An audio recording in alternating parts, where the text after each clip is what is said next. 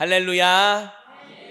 지난 한 주간에도 우리의 웃음의 이유가 되어주시는 하나님, 그 주님 앞에 믿음으로 인내하며 살아가기를 힘쓰다 다시금 하나님 앞에 나온 성도 여러분을 주님의 이름으로 사랑하고 환영하고 축복합니다. 오늘도 주님 앞에 나와 있는 우리의 모든 마음을 하나님이 기쁘게 받으시는 줄 믿습니다. 또한 그 마음에 성령의 열매를 채워주실 줄 믿습니다.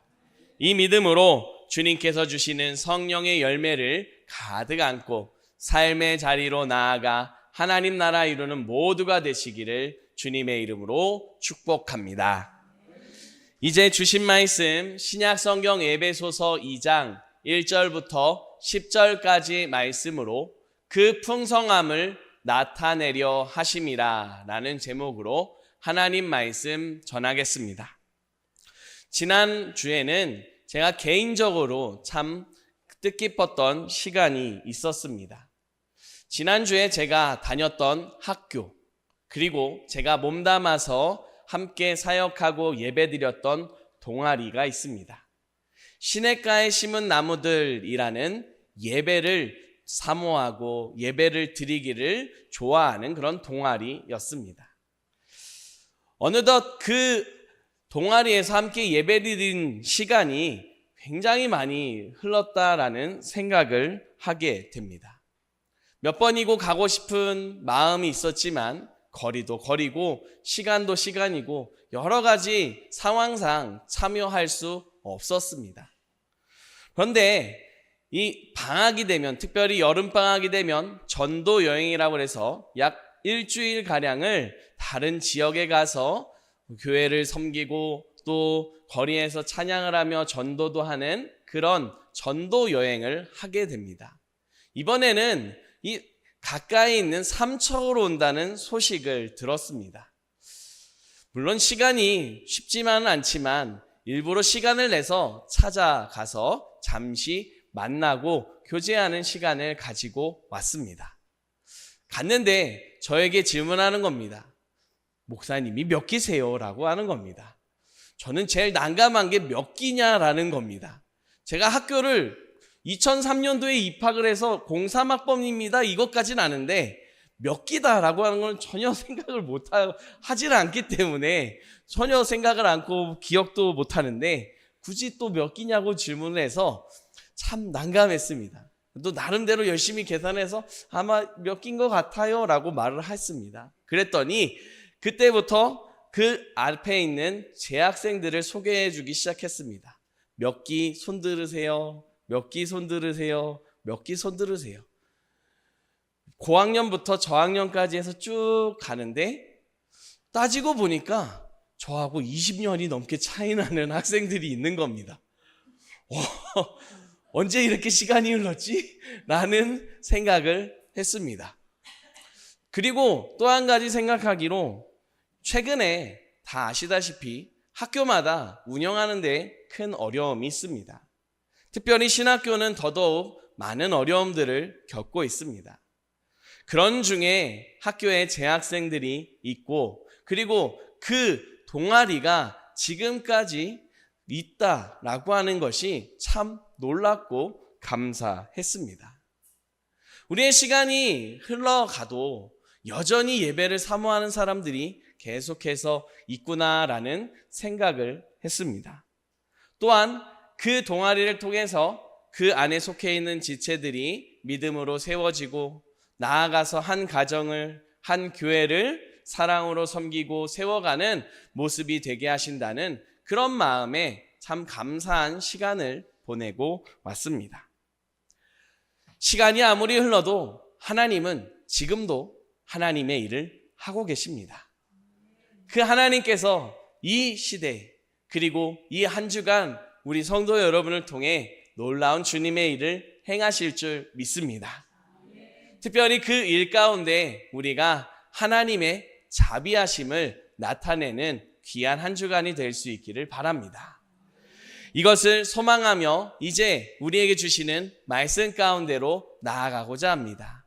하나님의 자비하심을, 하나님이 함께 하심을 또 그 자비하심을 전하는 우리의 믿음이 되기를 소망하며 주님께 집중할 수 있기를 간절히 바랍니다.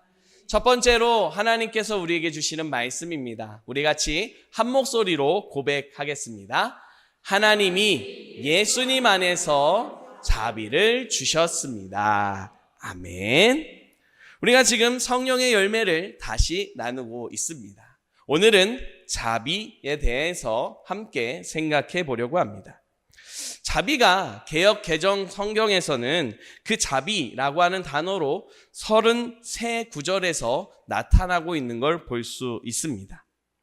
그런데 같은 자비라고 하는 단어로 사용하고 있지만 사실 원어로 보게 되면 그 표현들이 조금씩 차이가 나는 모습인 걸 알 수가 있습니다.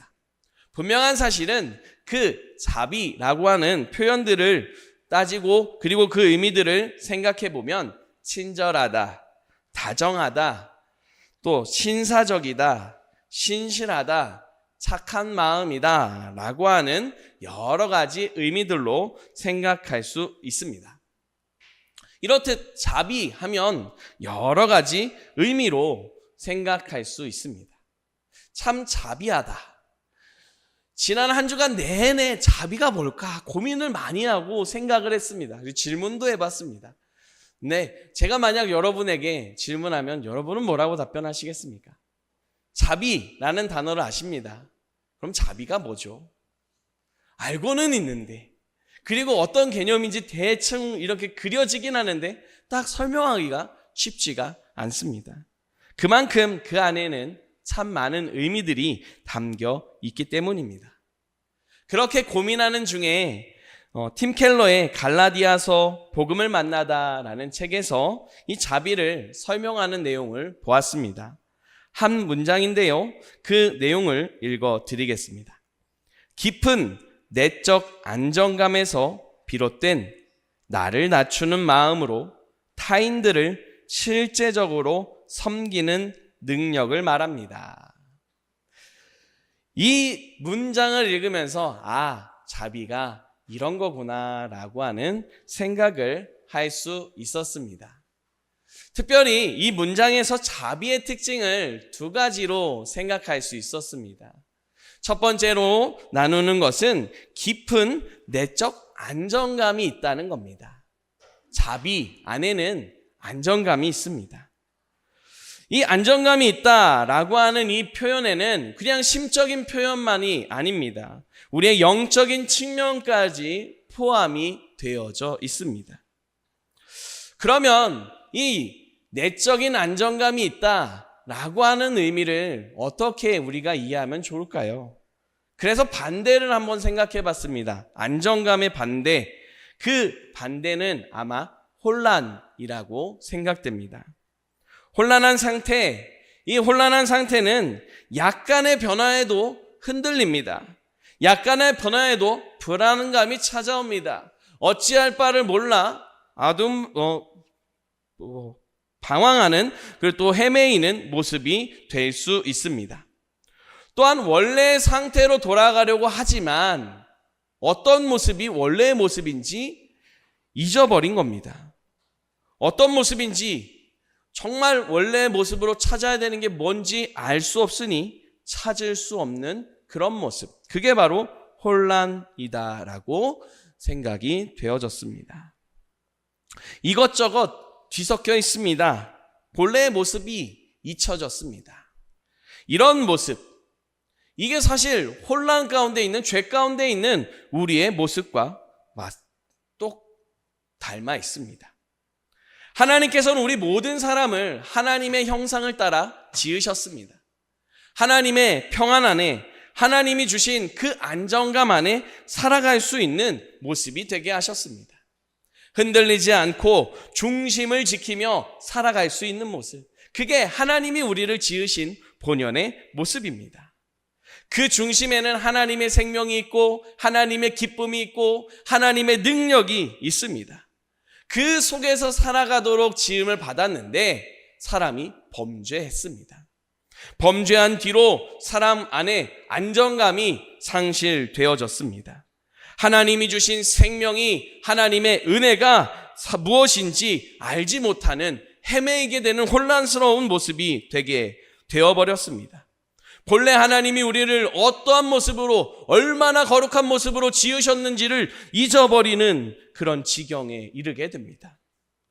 원래의 상태로 하나님이 지으신 그 모습으로 돌아가고 싶지만 아무리 돌아가고 싶어도 돌아갈 수 없는 그런 상태가 되어버렸습니다. 그런 중에 삶의 자리에서 여러 가지 풍파를 만납니다. 크고 작은 풍파를 만나면서 이리 흔들리고 저리 흔들리며 혼란스럽게 어떻게 살아가야 할지도 모르는 가운데 가둥바둥거리며 살아가는 모습이 우리 죄인의 모습이 되었습니다.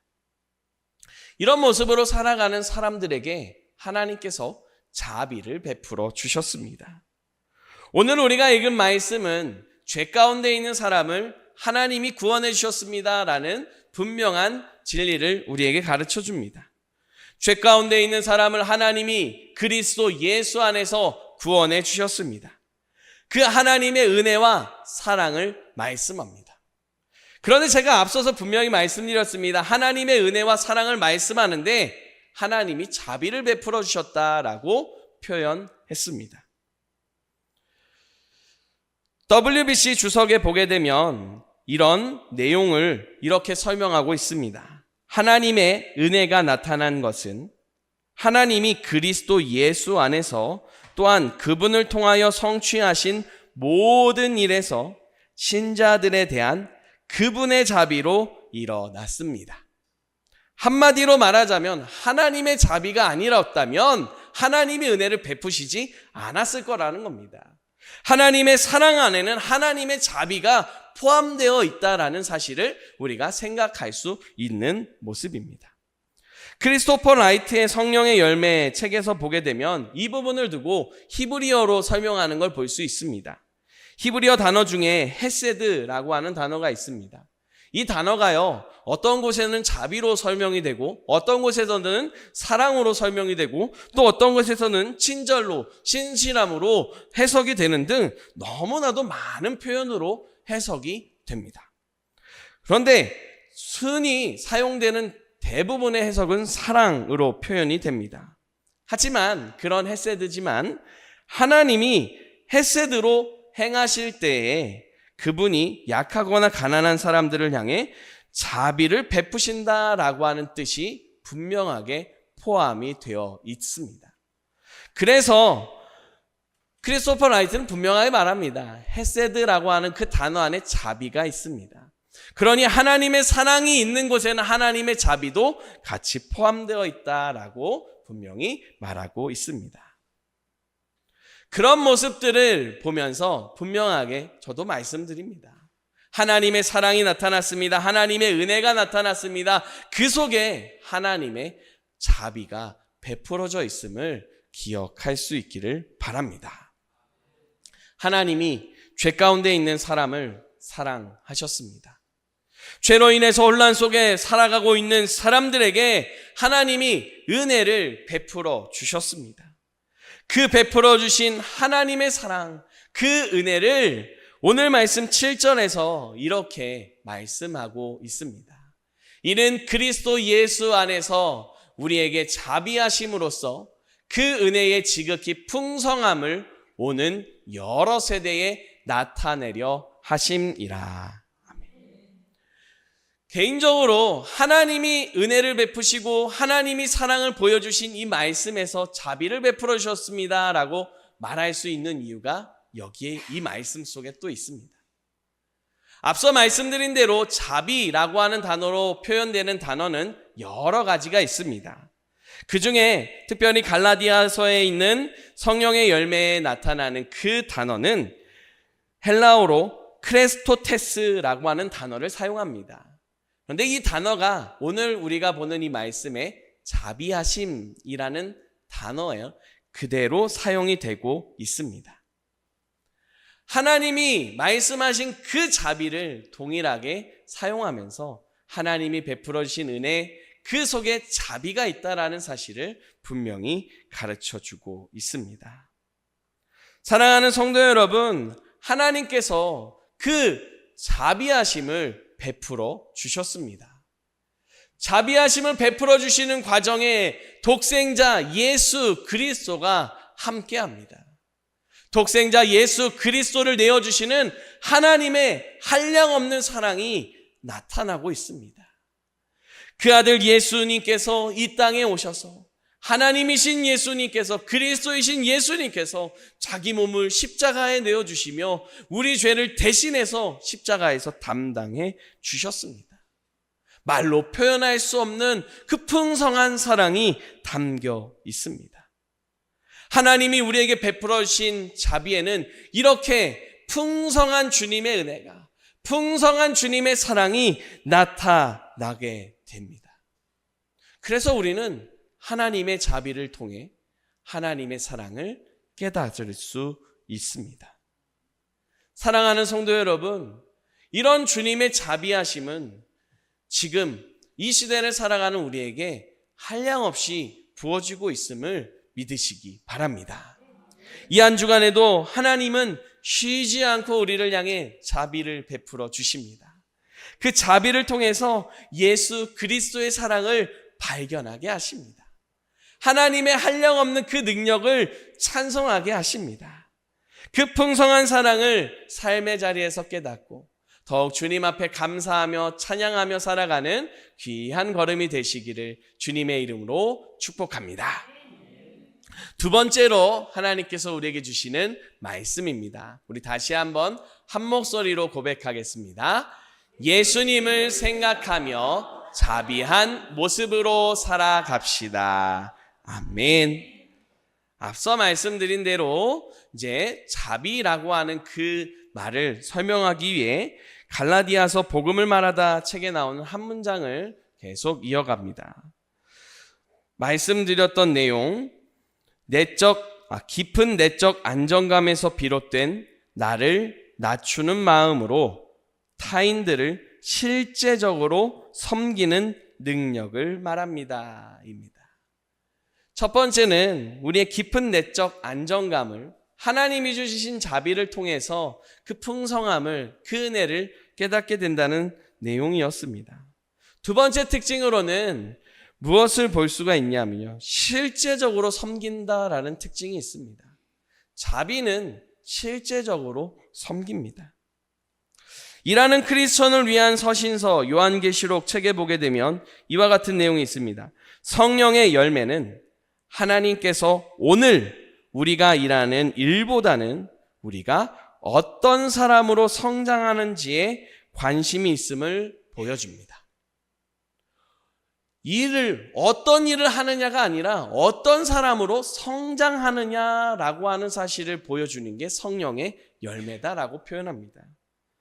성장해가는 겁니다.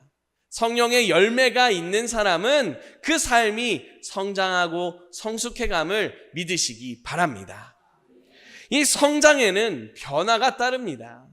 다시 말해서 그 삶의 자리에 하나님이 베풀어 주신 은혜를 받은 사람은 변화가 일어납니다. 내적으로 변화가 일어납니다. 영적으로 변화가 일어납니다. 뿐만 아니라 그 삶에도 변화가 일어나게 됩니다. 자비의 특징은 앞서 말씀드린 대로 실제적으로 섬긴다라고 말했습니다. 섬기는 모습으로 나아가는 겁니다. 그런데 섬길 때에 어떤 모습으로 섬기냐라는 겁니다. 섬기는 모습이 되기 위해서 무언가 대가를 바라는 모습이 아닙니다. 만약 대가를 바라면서 섬긴다라고 하면 그건 보상을 위한 하나의 노력이고 하나의 일하는 모습이라고 할 수 있습니다. 그러면 섬기는 데에 칭찬을 바라는 모습은 어떨까요? 칭찬을 바란다라고 하는 건 섬기는 그 자리에서 그 일하는 그 섬김을 통해서 이목이 누구에게 집중되어 있느냐? 나에게 집중되어 있는 겁니다. 상대방에게 섬겨가는 상대방에게 집중하는 게 아니라 나에게 집중하고 있는 겁니다. 그래서 그 모든 공로가 나에게, 칭찬이 나에게 돌아오기를 기다립니다. 그런데 만약에 칭찬함이 돌아오지 않고 어떠한 공로가 나에게 돌아오지 않는다면 불쾌감이 일어날 수밖에 없는 겁니다. 왜 내가 이렇게 했는데 나를 안 봐주지? 왜 내가 이만큼 했는데 나를 안 알아주지? 라고 하는 마음이 일어나기 때문입니다. 심지어는 분노가 일어나고 다툼과 분열로 이어질 수도 있는 모습입니다. 그래서 앞서 읽어드린 팀 켈러의 자비에 대한 설명의 문장에 보면 중요한 표현이 있습니다. 실제적으로 섬긴다라고 하는 그 표현 앞에는 이런 표현이 있습니다. 나를 낮추는 마음으로. 나를 낮추는 마음으로. 다시 말해서 겸손입니다. 우리의 겸손의 본이 누구일까요? 바로 예수 그리스도입니다. 섬김의 본이 누구일까요? 예수 그리스도입니다. 그런 의미에서 우리가 자비를 베품을 받았고 그 은혜를 통해서 섬기는 자리로 나아가는 사람은 예수님을 따라서 자비한 모습으로 살아가야 한다는 겁니다. 섬김에 있어서 예수님을 따라서 예수님의 모습으로 섬길 수 있어야 한다라고 하는 사실입니다. 그럼 예수님이 어떻게 섬기셨나요? 그 이목이 나에게 집중되어 있었나요? 내가 하나님인데 나를 왜 몰라보나? 물론 그런 마음이 있으셨죠. 그러나 그 마음으로 인해서 예수님이 분내고 불쾌하고 사람들을 저주하는 자리로 나아가지 않으셨다는 사실을 우리는 기억해야 합니다. 도리어 예수님은 더 안타까워하며 애통해하시며 그들을 위해 기도하셨고 그들을 더 섬기는 모습으로 주님의 자비하심을, 주님의 사랑을 삶으로 보여주셨음을 우리는 기억해야 합니다. 예수님이 원하는 것에 집중하지 않으셨습니다. 그들의 삶의 필요를 바라보셨습니다. 그들의 삶에 필요한 하나님의 은혜와 사랑을 생각하셨습니다. 더 나아가 그들이 연약한 중에 있는, 아픔 중에 있는 그 아픔을 바라보며 하나님의 회복을 바라며 섬기신 모습을 우리가 기억합니다. 이런 예수님의 모습을 따라 자비한 모습으로 살아가며 섬깁니다. 섬길 때에 우리는 무엇에 집중합니까? 내가 섬기겠습니다 라고 할 때에 무엇에 집중하고 있습니까? 섬김은 상대방에게 집중하는 겁니다. 나에게 집중하는 게 아닙니다. 그 관심도 나에게 있는 게 아니라 상대방에게 있는 겁니다. 나에게 필요한 것을 가지고 상대방을 섬기는 것이 아니라 상대방에 필요한 것을 섬겨주며 나눌 수 있는 모습이 돼야 합니다. 내가 하고 싶은 걸 가지고 섬기는 게 아니라 상대방이 받기를 바라고 상대방이 정말로 필요로 한 그것을 가지고 나누며 섬기는 모습이 될 수 있어야 된다는 겁니다. 그렇기에 그 관심이 내가 아닌 상대에게 더 갈 수밖에 없습니다.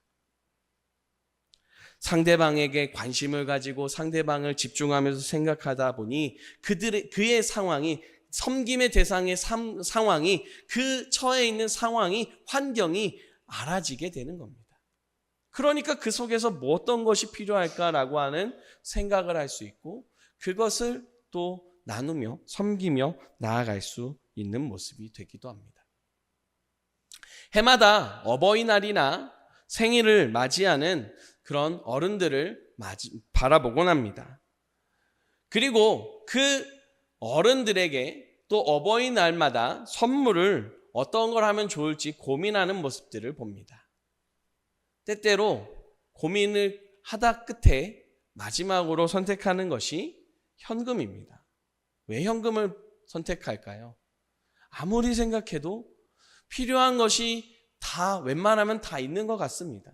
지금 뭐가 필요한지 도무지 종잡을 수가 없고 예측이 되지가 않는 겁니다.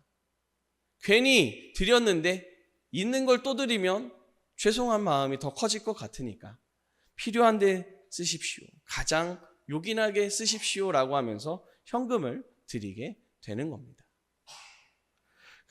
그 마음에는 내가 하고 싶은 게 아니라 정말로 선물을 받는 어른에 대한 마음이 담겨 있는 겁니다. 마찬가지입니다. 그것이 부모님에게, 어른에게로 향한 마음일 뿐만 아니라 우리 모두에게로 향한 마음이 돼야 합니다. 우리는 그렇게 자비한 모습으로, 예수님을 생각하며 자비한 모습으로, 섬기는 모습으로 살아갈 수 있어야 합니다. 이런 걸 생각하는데 또 한 가지가 생각났습니다. 자비한 모습 하면 섬기는 모습만이 있을까라고 하는 질문을 해봅니다. 꼭 자비한 모습으로 살아가는 게 섬기기만 해야 될까요? 그러면 누군가 섬겨주는 그런 섬김을 받을 때는 어떻게 해야 될까요? 나는 자비한 삶을 살아야 되기 때문에 섬김을 받으면 안 됩니다 하고 내칠까요? 아니죠. 누군가 섬김을 해줄 수도 있습니다. 그 입장을 생각해 봅니다. 때때로 섬김을 받을 때 정말 내가 필요한 것을 받기도 합니다. 그런데 때때로 이미 받은 섬김을 되풀이하는 경우들이 있을 수도 있는 겁니다. 내가 지금 이거는 불필요하다라고 생각이 되는 게 있을 수도 있는 겁니다. 어떻게 할까요? 그때 자비를 베푸는 겁니다. 그것을 위해서, 그 섬김을 위해서 얼마나 고심했을지, 또 그 진심을 얼마나 담았을지 생각하면서 그 마음을 기쁨으로, 감사함으로 받아주는 것. 그것도 자비를 베푸는 모습이고 섬김을 받는 모습이다라고 생각이 되어졌습니다. 그리고 나서 다시 또 책을 읽는데 책에서 이런 질문을 보았습니다. 내가 그리스도라면 저 사람을 위해 무엇을 할까? 저 사람이 그리스도라면 내가 그를 위해 무엇을 할까? 내가 예수님이라면 섬김의 대상을 위해서 어떻게 하면 좋을지 고민하는 질문입니다. 또 나를 섬겨주는 대상, 그리고 내가 섬겨야 되는 대상이 만약 예수님이라면 내가 어떻게 섬기면, 또 그 섬김을 받으면 좋을까라고 하는 질문을 하고 있는 겁니다. 예수님을 생각하자라고 말씀을 드리고 있습니다. 예수님이라면 어떻게 하실까? 저 사람이 예수님이라면 내가 어떻게 할까? 이런 질문을 통해서 예수님을 생각할 수 있기를 간절히 부탁드립니다. 성령의 열매책에 한 가지 예화가 있어서 이 예화를 나누며 말씀을 마무리하려고 합니다. 공산 정권하에 투옥이 되고 고문을 받았던 루마니아의 목회자인 리처드 범브란트라고 하는 분의 일화입니다. 고문을 받은 후에 다른 사람들이 있는 교도소 방으로 이동이 되었습니다. 돌아가게 되었습니다. 그때의 날씨를 표현합니다. 얼음이 꽁꽁 얼 정도로 추운 날씨입니다. 그리고 그 추운 날씨 속에 몸에 그 온기를 지키기 위해 주어진 건 담요 하나입니다. 추위를 이기고 그 추위 속에서 버티기 위해 담요를 꼭 껴안고 있었습니다. 자신의 담요를 더 끌어안고 더 따뜻하게 자신이 따뜻하기를 바라면서 오들오들 떨고 있는 중에 갑자기 생각이 납니다. 만약 저기 떨고 있는 저 사람이, 나하고 같이 있는 저 사람이 예수님이라면 그에게 담요를 주겠는가? 예수님도 똑같이 떨고 있고 나도 똑같이 떨고 있습니다. 그러면 어떻게 해야 될까요? 예수님이 사랑을 주셔야 되니까 예수님 담요를 나에게 주세요. 반대로 생각을 합니다. 예수님이라면 내가 내 것을 드려야 되겠지. 그리고는 그 생각 끝에 자기의 담요를 떨고 있는 그 사람에게 내어 주었다라는 내용이 있습니다. 사랑하는 성도 여러분, 하나님께서 우리에게 자비를 베풀어 주셨습니다. 그 자비는 말로 표현할 수 없는 한량 없는 풍성한 자비요, 사랑이요, 능력입니다. 그 같은 사랑을 받은 우리는 이제 예수님을 생각하며 자비한 모습으로 살아가야 합니다. 예수님이라면 어떻게 하겠습니까? 나를 비우고 더 낮은 겸손의 모습으로 예수님이 자기 몸을 내어주신 것처럼 우리도 기꺼이 헌신할 수 있는 그런 사랑과 풍성한 모습으로 자비를 베풀어야 하는 줄 믿습니다. 그 자비를 베푼 모습 끝에는 하나님의 풍성한 사랑이 나타나게 됩니다. 주님의 한량없는 은혜가 나타나게 됩니다. 그로 인하여 하나님이 얼마나 나를 사랑하셨는지 깨닫게 되고 감사하게 되고 구원의 자리로, 은혜의 자리로 나아간다는 사실을 기억할 수 있기를 바랍니다.